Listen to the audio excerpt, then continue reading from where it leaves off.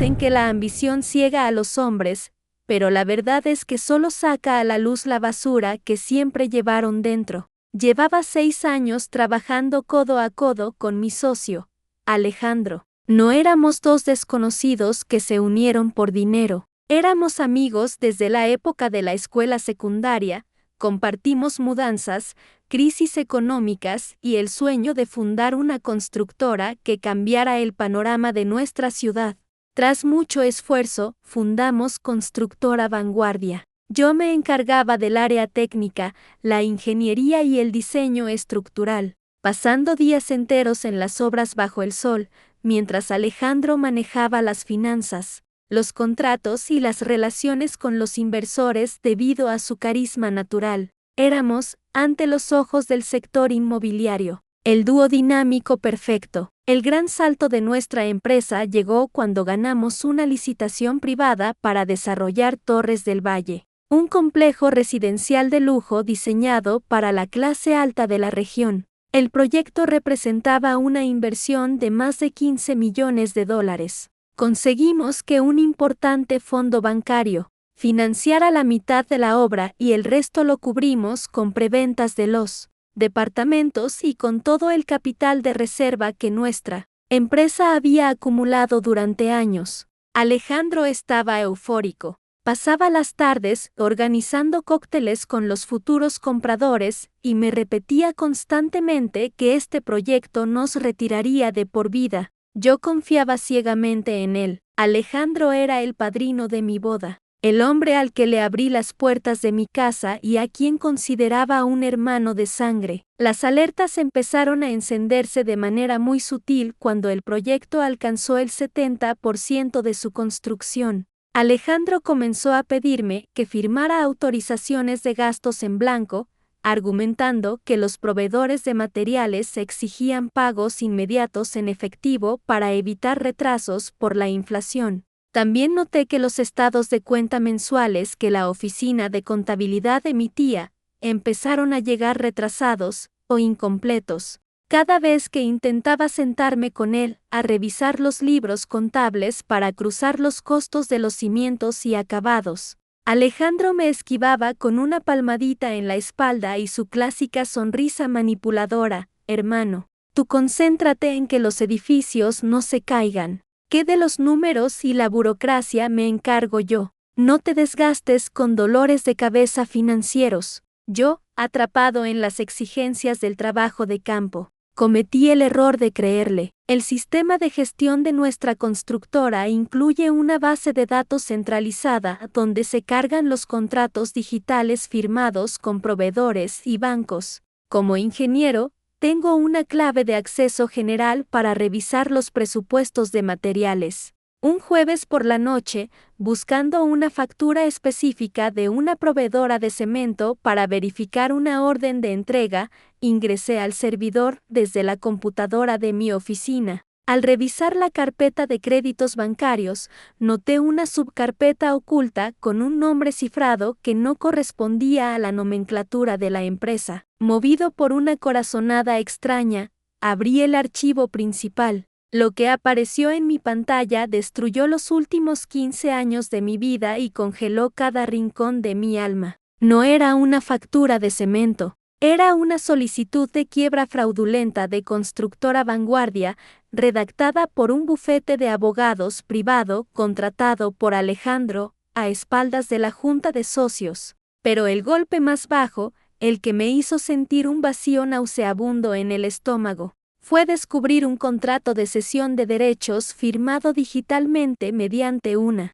falsificación burda de mi propia firma. Alejandro había estado desviando sistemáticamente los fondos del préstamo bancario y los depósitos de las preventas de los clientes hacia una cuenta bancaria, a su nombre en un paraíso fiscal en el Caribe. El plan de mi hermano era perfecto y psicópata. Planeaba declarar la constructora en quiebra total justo antes de terminar la última fase de las torres, alegando un supuesto desfalco operativo del cual yo quedaría como el único responsable legal, debido a que los documentos de ingeniería llevaban mi firma. Él se fugaría del país con más de $4 millones limpios, dejándome a mí frente a las demandas penales de los bancos, las denuncias de fraude de los compradores y con una deuda multimillonaria que me mandaría directo a prisión. En ese preciso segundo, el amigo traicionado que quería llorar por la pérdida de su hermano de vida desapareció. Una furia fría, cristalina y calculadora me recorrió el cuerpo. Sabía que si confrontaba a Alejandro al día siguiente en la oficina, él simplemente borraría las evidencias del servidor, retiraría el dinero restante del paraíso fiscal y usaría a sus abogados para adelantar la quiebra antes de que yo pudiera defenderme. Tenía que ser más inteligente que él, tenía que dejar que se sintiera el hombre más brillante del mundo, hasta que tuviera la soga completamente al cuello. Esa misma noche, contacté a un bufete de abogados, penalistas especializados en delitos financieros y corporativos, y a un perito calígrafo certificado por los tribunales de justicia. Durante el fin de semana, el perito analizó el contrato digital y emitió un dictamen técnico irrefutable que demostraba que mi firma había sido clonada digitalmente desde un documento antiguo. Paralelamente, mis abogados presentaron una denuncia formal ante la Fiscalía de Delitos Económicos, logrando que un juez emitiera una orden secreta de rastreo e intervención de las llamadas y movimientos bancarios de Alejandro, aprovechando que yo manejaba los accesos de las obras y los contratos.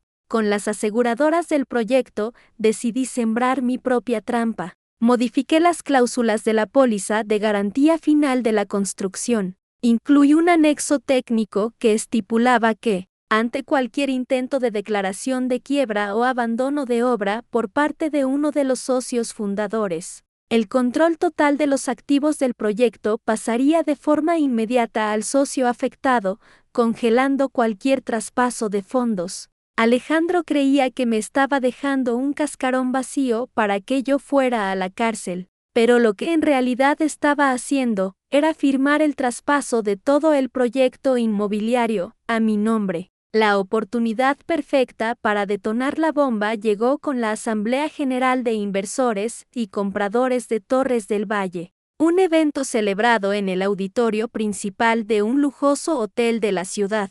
Había más de 150 personas presentes, incluyendo a los gerentes del fondo bancario financista, empresarios inmobiliarios y familias de alta sociedad que habían invertido los ahorros de sus vidas en esos departamentos. Alejandro estaba vestido con un traje a la medida, paseándose por el salón con una copa de champaña, sonriendo y asegurándoles a todos que la entrega de las llaves se realizaría el mes siguiente sin falta. Yo llegué al evento con mi laptop de trabajo y una calma absoluta en el rostro. Llegó el momento de la presentación del informe de avance financiero. Alejandro subió al escenario principal en medio de los aplausos, tomó el micrófono e inició un discurso egocéntrico, hablando sobre el crecimiento de la empresa, la integridad de su gestión y cómo el éxito se lograba mediante la confianza mutua. Al final de su discurso, me pidió que subiera al escenario para mostrar los planos de los acabados finales.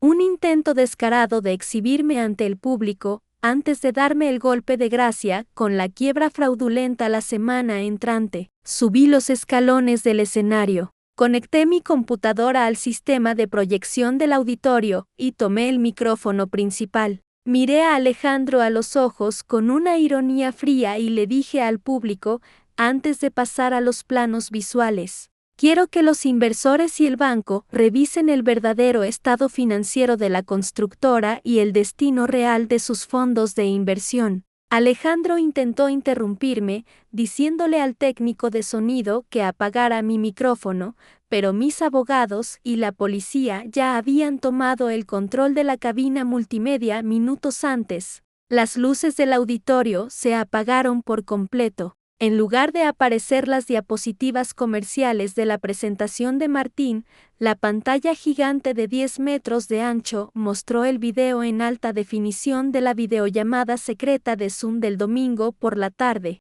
El audio nítido de Martín resonó en todo el auditorio con una claridad espantosa. Mañana ejecutamos la disolución de Lojiret por supuesta quiebra operativa. Elena es solo una programadora tonta. No tiene el dinero ni los contactos para pelear contra nosotros. El salón entero se quedó en un silencio tan sepulcral que podías escuchar el sonido de las plumas de los inversores cayendo al suelo de madera. Los representantes del fondo de inversión comprador se levantaron de sus asientos con el rostro completamente desencajado por la furia, dándose cuenta de que estaban a punto de firmar un contrato fraudulento basado en el robo de propiedad intelectual corporativa. Martín se quedó petrificado en el centro del escenario. El micrófono inalámbrico se le resbaló de las manos y provocó un pitido horrible en los altavoces de la sala mientras intentaba balbucear una explicación sin éxito, para hacer el colapso aún más destructivo. En ese preciso segundo mi script oculto se activó en vivo en la pantalla de demostración que Martín tenía conectada. Todo el sistema de la nueva empresa fantasma que había creado se bloqueó por completo, mostrando en letras gigantes rojas el mensaje de advertencia: acceso denegado, software protegido por ley de propiedad industrial, reporte de robo enviado a las autoridades federales. En ese momento, las puertas principales del auditorio se abrieron de par en par. 4 agentes de la División de Delitos Económicos de la Policía Federal y un perito del Instituto de Propiedad Industrial entraron al salón con pasos firmes. Subieron al escenario y le notificaron a Martín que quedaba bajo arresto inmediato por los delitos federales de fraude comercial agravado, robo de secretos industriales y falsificación de documentos notariales. Ver a mi mejor amigo de la infancia ser escoltado fuera del auditorio de la Cámara de Comercio con las esposas puestas en las muñecas,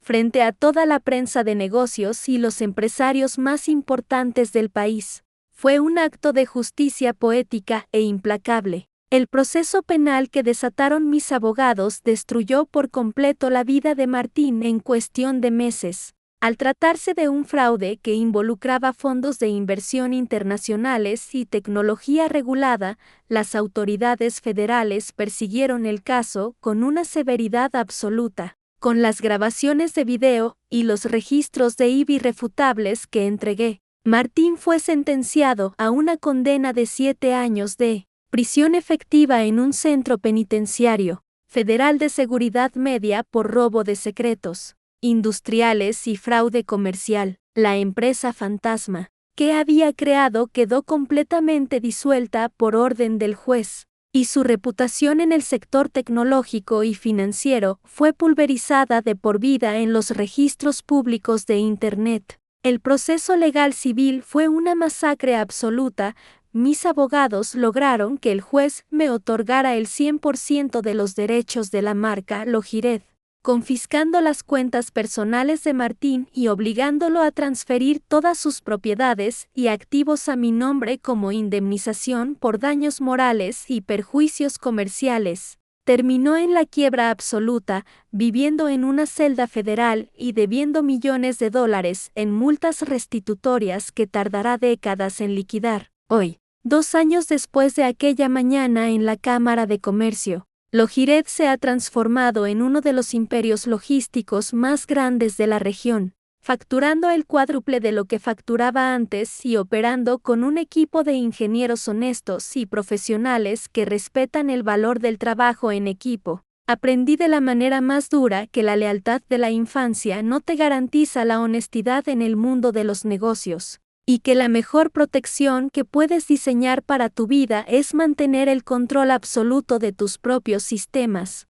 Duermo con una paz mental que no se puede comprar con todo el dinero del mundo, sabiendo que la justicia tardó en llegar, pero que cuando lo hizo, barrió por completo con los traidores. Si te ha gustado este story time largo y quieres saber la crisis que se armó cuando la familia de Martín intentó buscarme meses después para suplicarme que retirara los cargos federales por el bien de su madre anciana, déjamelo saber en los comentarios. Suscríbete al canal, activa la campanita para no perderte el próximo chisme de la vida real, y apóyanos con un gran like para que el algoritmo de Detrás del Silencio siga exponiendo a los narcisistas del mundo. Nos vemos en el próximo video.